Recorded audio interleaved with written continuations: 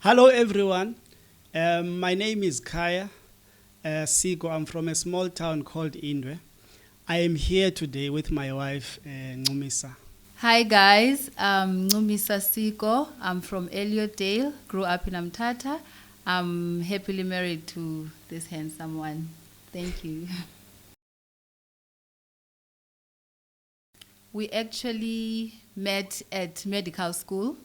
I was doing my first year. So at first year, as students, we are normally given mentors, like people that are going to guide you through the year with your academics. So he actually happened to be my mentor. So that's how we met. That's how we met. Yes. Basically, we initially met as friends, and I was also mentoring her, with her studies. That's how it met. And then we met later on, and then we fell in love, and then we got married. Yes. How did you fall in love? Well, falling in love, the first of all, I had to think what I want from a marriage and what I want from a partner. After some time, when I thought about what I need, I realized that's what she has. Those are one of the things. She had all the qualities that I wanted in someone that can be my wife. Number one of the things that I liked about her is that, she was herself. I used to see abantu ecaweni, they would not be themselves. They would give you the other person. So the advantage of me meeting her is that we met as friends, and when you meet as friends, abantu, they are themselves, there's no connotations. So I knew her as a friend, and I knew how she was as a friend. So it was, sort of easy for me when I was, thinking of getting married. It was easy for me to fall in love with her. Number one, and one of the things is that, she loves the Lord. And number two, yeah. What's number two? So number two is that, as I mentioned, that she was herself, and she was a loving person. She was someone that could understand me and that I could relate to, better. So, Melissa, how did he propose? Okay. When he proposed, he just came from PE. He was doing his internship here in PE, and then he came back to Amtata and worked in one of the departments. So I was still a student by then. So he came to me because we're friends, we met, and then this day he told me that he loves me and he can't imagine his life without me. So he actually wants to marry me. I was so excited, and I didn't have to think about it. I won't lie. I was so excited because there were so many things that I liked him as a friend. So I felt when he said that to me, I was like, my heart melted, and I was like, I can't imagine my life without you two. And there was no time for me to go and think or tell friends or say, my friends, what do you think about this? I just said yes, and it felt so good. It felt so right. And I was very happy that day. When he asked me to marry me, I was a bit shocked. And, with all the smiles and the shyness and all that. But yeah, it was all the nervousness. But deep down, I felt like, I can't say no to this guy because I love him. And yeah, and I was excited. Well, I must say it was, an eye-opener because, it's easy when you are as friends because you don't stay together. So when you get married, then, you share the space together, you share a lot of things together, and then, but but one of the challenges we had, me and her, initially was that, she had some form of depression. When we first got married, there were a lot of challenges with her being a student. But, I must say we started very, very well in terms of our relationship, as concerned, we're very communicating very well on our feelings and the things we do not like.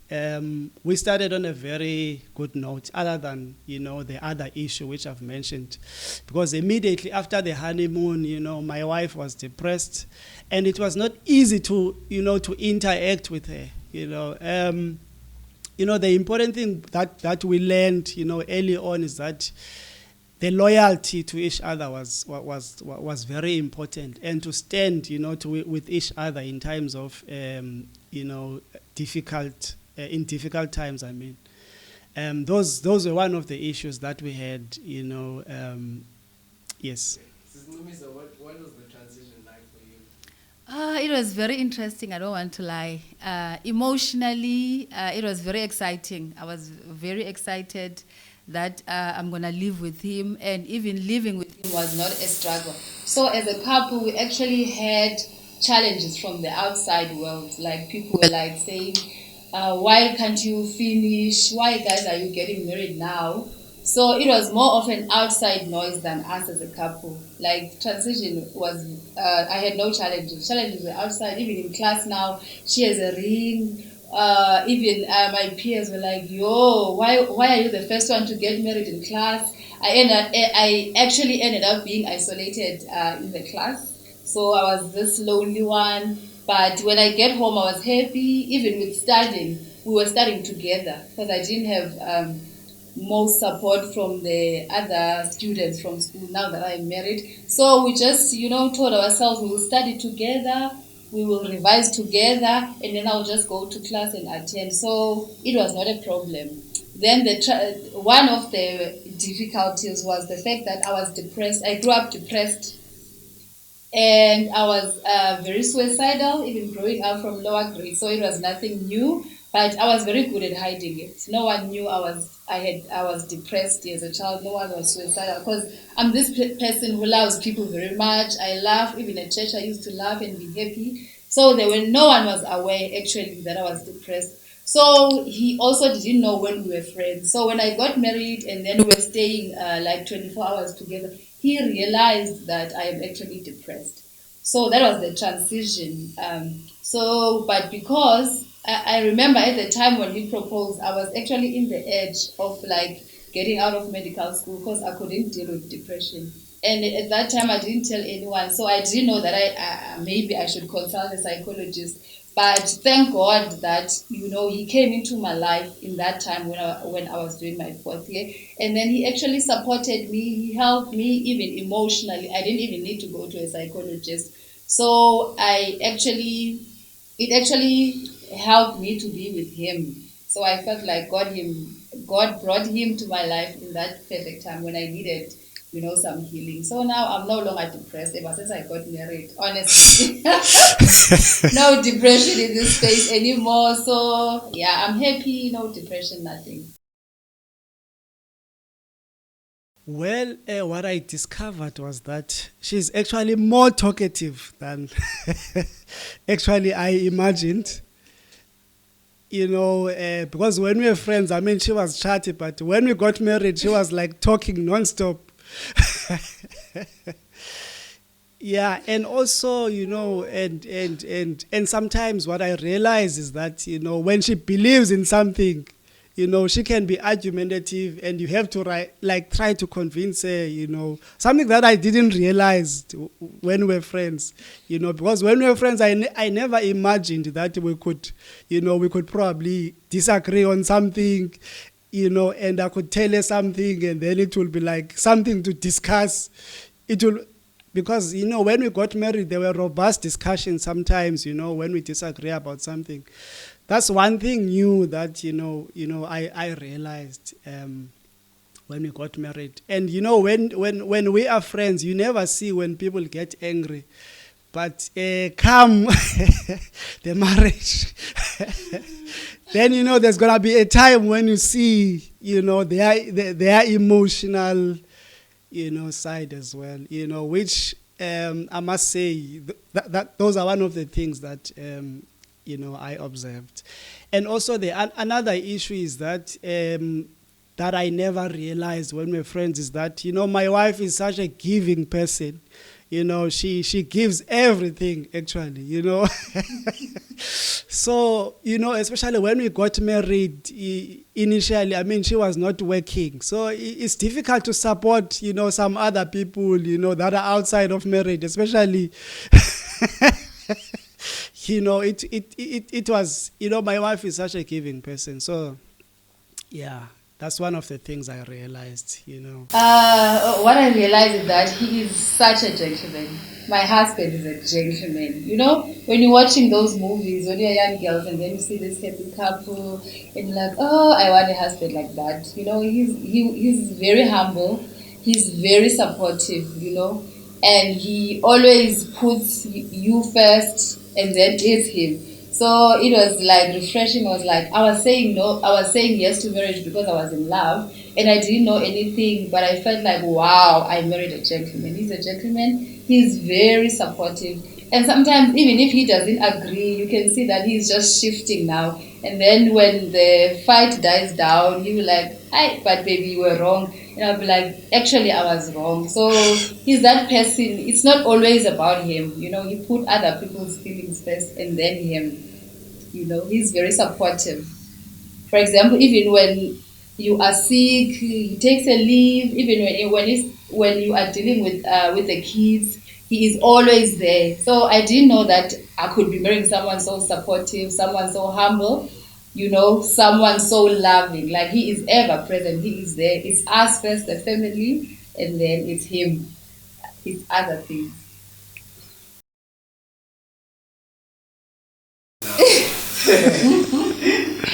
Okay, I think one of the things when we got married, he was not too much into like shopping, clothes. You know, it's winter now. I need maybe winter clothes, shoes, and all that. You know, he was very neat, but he was not into clothes. So now he can even say to me, "But when last did you go shopping?" So he's actually the one now, like saying, you need to buy another dress now. Maybe you've been wearing that for so long. You know, when are you going to do your hairstyle and stuff like that? So I think in that way he has actually changed because he was not too much into clothes, too much into shopping. He didn't pay attention to most of the things. So now he's actually the one who's like reminding me that you've been wearing that for long. When are we going shopping and stuff? Yeah, that's an interesting question, I must say. I think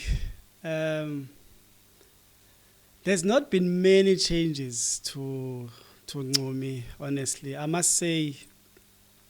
She just talks more now. Yes, you know, yeah, she's talking more. It's just that now there's kids as well, you know. I must say sometimes she's very strict, you know, with kids. And sometimes I sometimes feel like I'm one of the children. Sometimes I get reprimanded as well. So so I would say those are one of the things that before kids, I mean, I was never used to be reprimanded, but today, you know, if I play with kids or I do something with kids, I always get reprimanded as well. So, yeah. So I sometimes feel like one of the eldest children that she's got.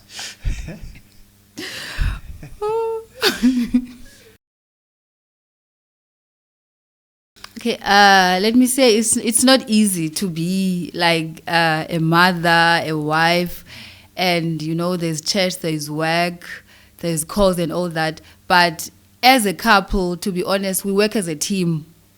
You know, we don't have that rule that my husband is supposed to do this. He cannot cook, he cannot do that. So he actually has been helping me. So it has not been that difficult. Initially, it was difficult, But he actually came in because he saw that I was struggling. For example, if I'm on call, he takes care of the kids. He knows that he knows that they are eating breakfast. He knows even the meal times. He puts them to sleep. So when I come in the morning, I just take them to school, and also the lady who's assisting us, she is assisting us. But my husband, we work as a team, as a couple, I don't want to lie. Sometimes I would come so tired, and then when I get home, I smell food, he has cooked, the kids are eating, everyone is laughing, everyone is happy. So he's just a team player. Like, I don't have my role that it must be me cooking, it must be him. So when I'm tired, he takes over. I sleep, he takes over the whole day, and then when I wake up in the morning, I'm fresh. So we relieve each other in every duty. So I don't have the mother's duties alone, and he has his duties. So we help each other. So we work as a team. So he actually helped me to balance everything. Yeah, I must say it's not easy. I think it takes a lot of communication. It takes a lot of communication with her.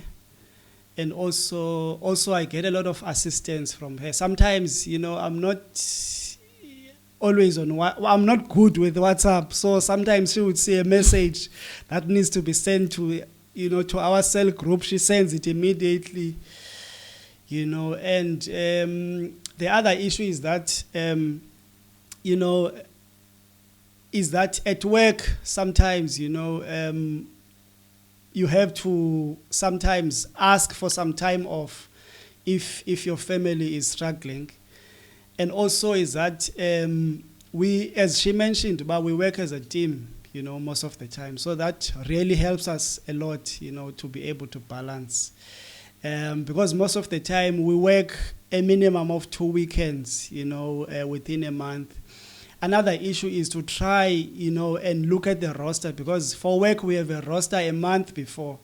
So is to try and make sure that we're not on call on the same day. We're not on call, in the same weekend.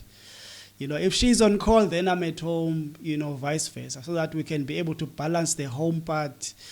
If she's on call, then I can be able to go to church. She can be able to go to church, but sometimes we come to church, together.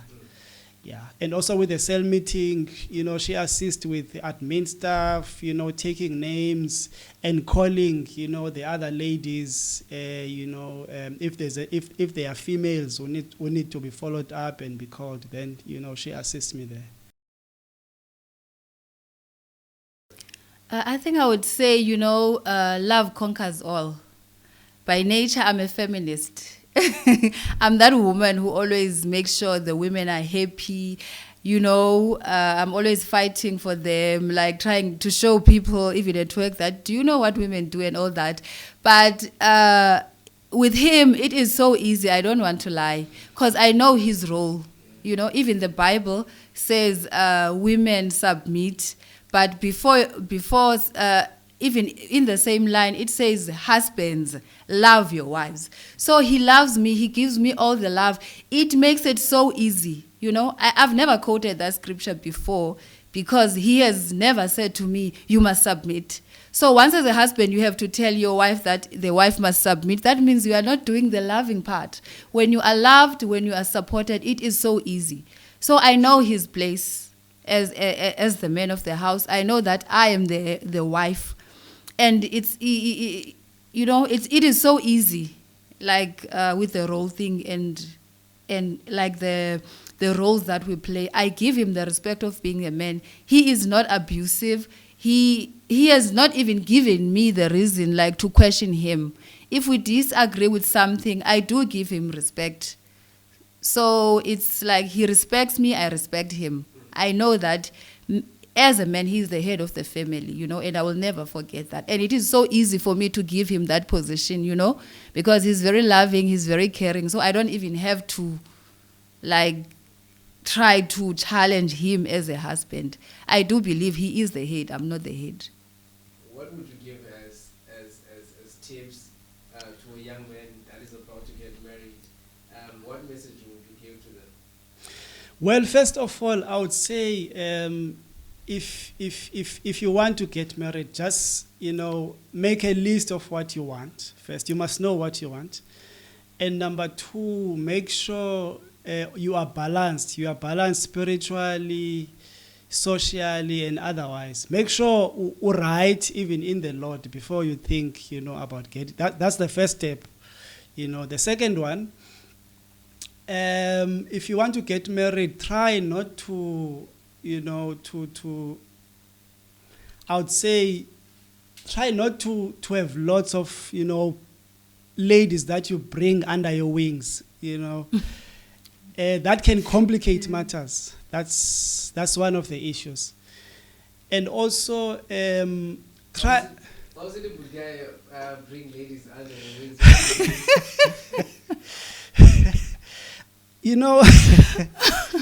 I would say, by under your wings, I mean, don't have lots of lady friends that are beyond just normal friendship, under your wings. Yeah.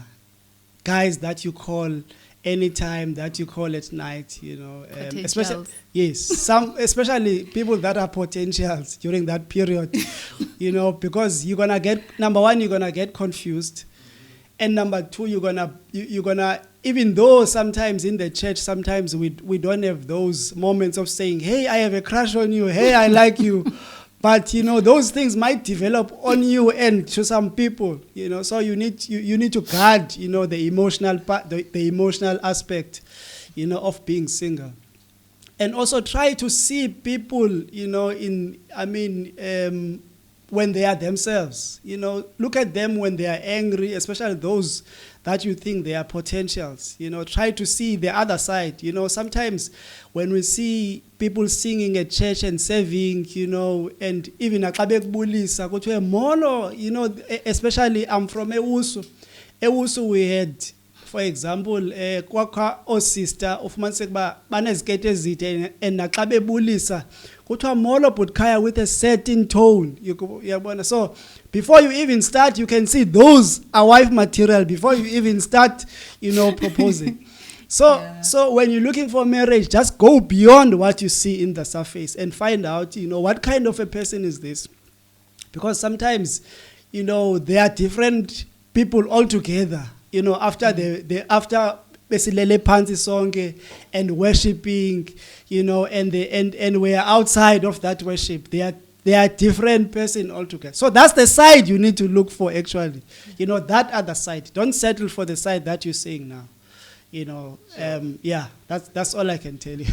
What can you say with this to young girls who are so excited, they want to get married, they think about their wedding, they are planning their wedding? Yeah, I can say to the young ladies, be yourself, be yourself, be yourself. I'll repeat that 3 times. It is very important to be yourself because when you are married, it's a lifetime.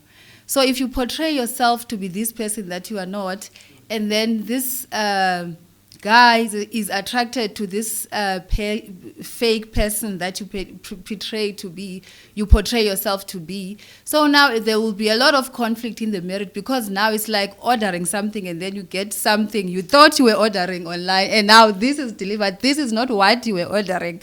I'm sorry to refer it as an order, but I'm just making an example. So this guy is marrying this maybe humble or this quiet or bubbly, whereas you're not. Just be yourself. I feel like men, they know what they are looking for. If you are not what they're looking for, then they won't take you. So you don't have to have this certain posture that you feel like, I think men, maybe they want someone who's quiet, someone who dresses like this, someone who sings well, or someone who is in a worship team or testify. Just be yourself, and men will find you. And you don't have to work for you to be seen or for you to get married.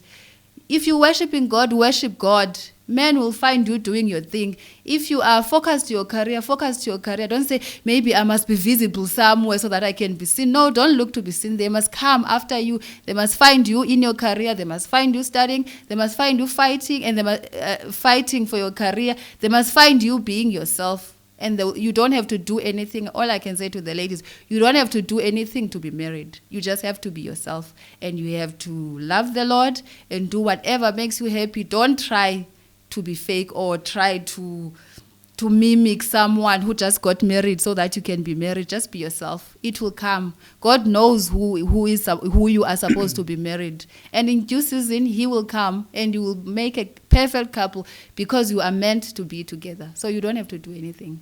I just wanted to add to what my wife has just mentioned. It's very important to be yourself. Because, as men, Tina, we take what you give us as the truth. And once we realize what we wanted, you're going to have troubles. It's very important to be yourself. If you give us what you give us, we believe you wholeheartedly. Yeah. Amen. Okay, in the last 30 seconds, in the last 30 seconds, you just want to say, going to speak to Sister Mumisa Bukaya, say whatever's in your heart. Okay. And Sister Mumisa is going to do the same after you're done. Darling, I have never imagined, since I met you, I've never imagined my life, without you.